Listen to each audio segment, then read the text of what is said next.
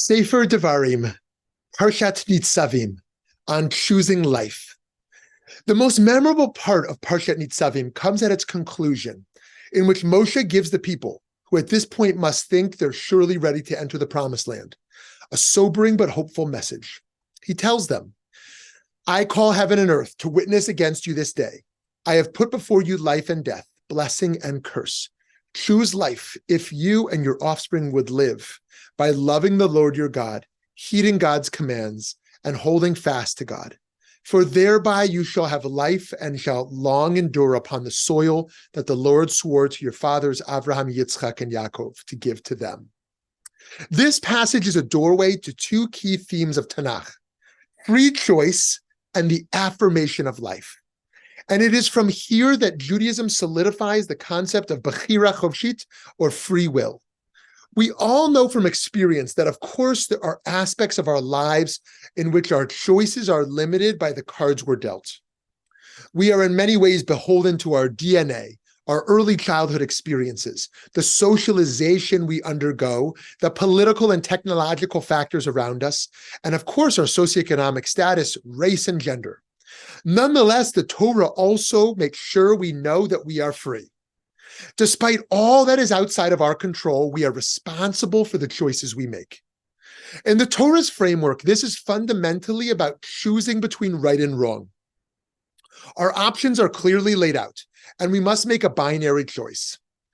As we got further and further from the experience of Mount Sinai, though, things became more complicated. By the time of the Talmud, we were already deeply steeped in a culture of machloket, of debate, ideally productive debate. Further, the Talmud is imbued with the understanding that not everyone is equipped to the same degree to easily follow all the laws of Torah. We learn that we should not, for example, penalize people who violate the Torah due to an illness or other unchangeable circumstance. Instead, Jewish life needed to be about empowering others to choose the right moral path and holding ourselves accountable for the choices we can freely make. One implication here is that God, in fact, has ceded some control to us. Submission most certainly has its place in Jewish thought, but only alongside a theology that values human autonomy. The written Torah gives us a blueprint for how free choice makes in the most ideal of circumstances. But the work that we're given today is more complicated than that. So too, philosophically, the proliferation of postmodernity tells us that what is good is highly subjective, up for interpretation, and complex to assess. This can make living the right life even more challenging.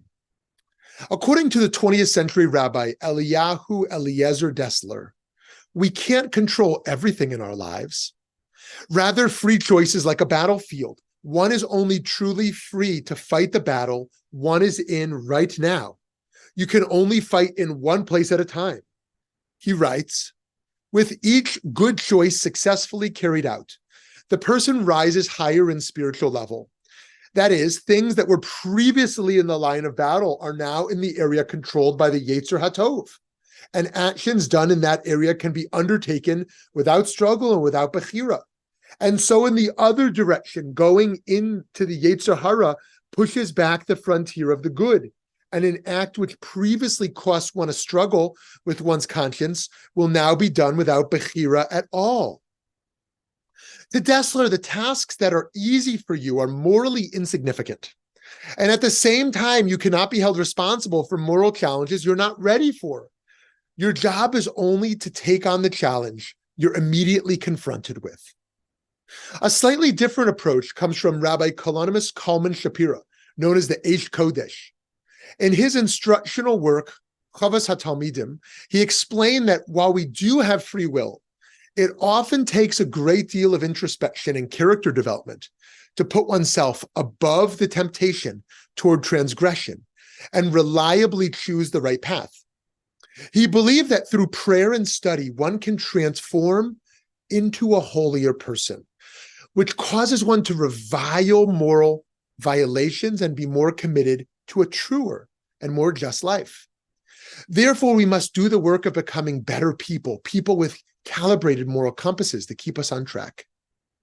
The Eish Kodesh wrote, raising yourself up is not an optional matter that is only for the great tzaddikim. Rather, everyone, according to their situation, is required to elevate their entire being, at least periodically from time to time. We see from the unfolding of the Jewish tradition that free will today is not as simple as pressing one button for life and another for death. Instead, it is about equipping ourselves to make the right choices wherever we can find the opportunity. And yet, that is not reason to discard the language from the time of more direct revelation. I have put before you life and death. Traditionally, this is understood quantitatively. We take the Torah to be radically life-affirming. We want to maximize the length of life, and we want to bring more life into the world. This relates to the Torah principles of pikuach nefesh, preserving life. The rabbis read Leviticus 18:5, you shall keep my laws and my rules, by the pursuit of which human beings shall live. And understood that if the Torah gives us life, one should almost never need to sacrifice their own life to follow the Torah. Similarly, we're told in this Parsha to choose life, in the sense that a life of virtue is what makes life worth living in the first place. It's crucial to save lives, but we see that we must also uphold a notion of quality of life. By this, I don't mean having nice things and vacationing. I mean that it is not enough to live long. We must also live well, living in a way that gives life to others. By living spiritual lives, we can learn to always be asking ourselves, am I choosing life? Can I affirm that what I'm doing is of value?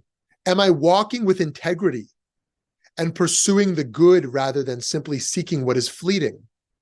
These are not easy questions to ask ourselves.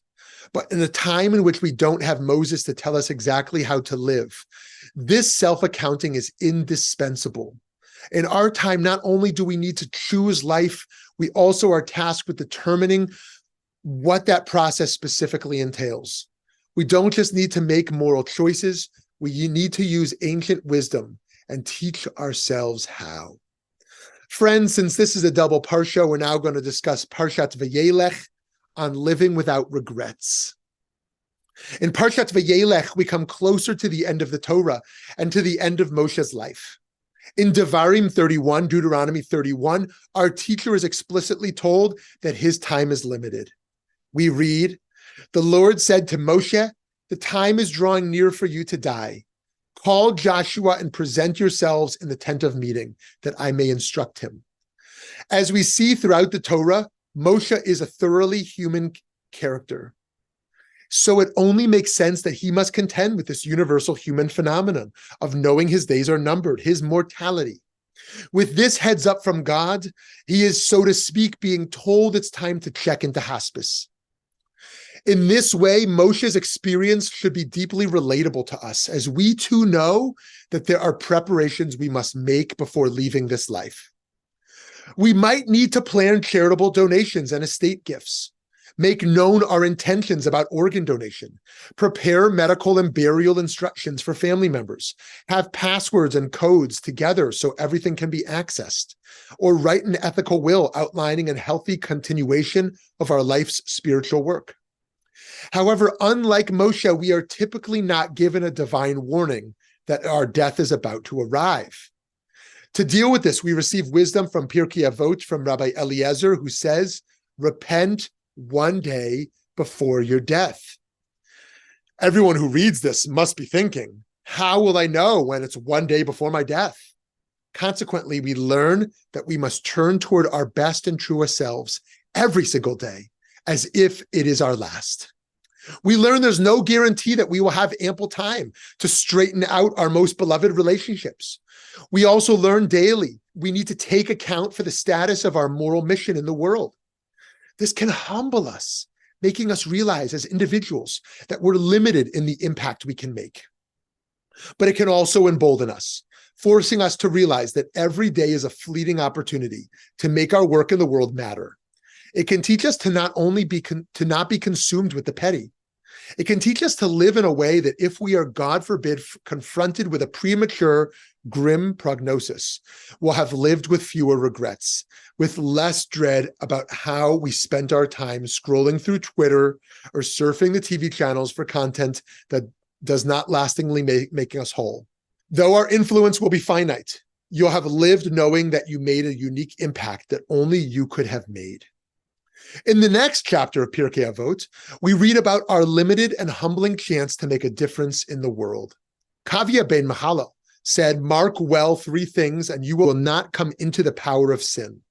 Know from where you have come, and where you are going, and before whom you are destined to give an account and reckoning. From where do you come? From a putrid drop. Where are you going? To a place of dust, of worm, and of maggot. From whom are you destined to give an account and reckoning? Before the King of the kings, the Holy One be blessed." The fact that death is coming sooner or later should terrify us, yes, but it should not stunt us. It should be motivation to make the most of the time available to us, to do the things that are meaningful and bring goodness into the world. The songwriter Leonard Cohen famously worked on his poems and songs almost all the way up until death took him away. Sitting in a medical chair in his house, he continued to write and sing despite his dying of cancer. He explained in his final interview, "There's the element of time, which is powerful, with its incentive to finish up. Now I haven't gotten near finishing up. I don't know how many other things I'll be able to get to, because at this particular stage, I experience deep fatigue. There are times when I just have to lie down. I can't play anymore, and my back goes fast also. Spiritual things, Baruch Hashem, have fallen into place, for which I am deeply grateful."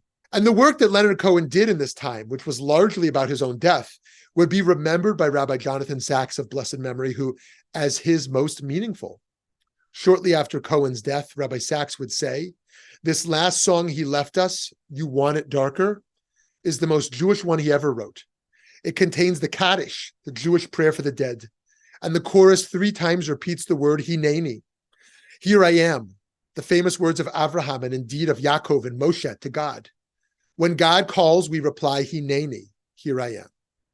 Rabbi Sacks explains that while Cohen on his deathbed saw himself as Avraham with his obedience, he also saw himself as Isaac, the way he was looking death straight in the face, as Isaac did when he was bound and about to be sacrificed. Sacks says the chorus of Hineni, Hineni, I'm ready, my Lord, represents both attitudes. Here in darker, he brings together 2 figures, Avraham and Yitzchak, father and son, the sacrificer and the sacrificed. It's Avraham who says Hineni, and it's Isaac, in effect, says, I'm ready, my Lord. Cohen and Moshe's stories overlap in that both of their deaths were not welcome. They were not welcome news. They had unfinished business to attend to. Moshe with getting the people to the promised land, and Cohen with trying little by little to defeat the darkness in the world. Rabbi Sacks explains that Cohen's end-of-life work was in fact an act of protest, saying, this is his final message to us. He's saying, God, I love you, but I don't love the world you've created. I love you dearly, but I don't like the human beings that you've made in your image. I love the love that you have for us, but I don't like the hate that so often that love gives rise to. And yet for all of that, Leonard Cohen continued to affirm God and light and hope, even though Leonard Cohen knew he was about to die and was saying Kaddish for himself. He was saying that despite everything, even in the face of death, Jews still praise God. In this final song, Leonard Cohen becomes Job, arguing with God, finding no answers to his questions, but finding nonetheless the strength to sing and to affirm. Friends, ideally, the end of life should be a holy time. Being told to go up the mountain and look at the promised land that we did not personally reach should be a time to be concerned with the inward, to focus on our own well-being and with the people who are beloved to us. When we know there is no time left to waste, our preoccupations with the insignificant distractions of the world fall away, and we turn to what matters most. Because we don't know when this time will come, the Torah calls us to do the work of gaining clarity ahead of time. By doing that, we can be sure to have lived a life in which we've given more than we've taken. Shabbat Shalom.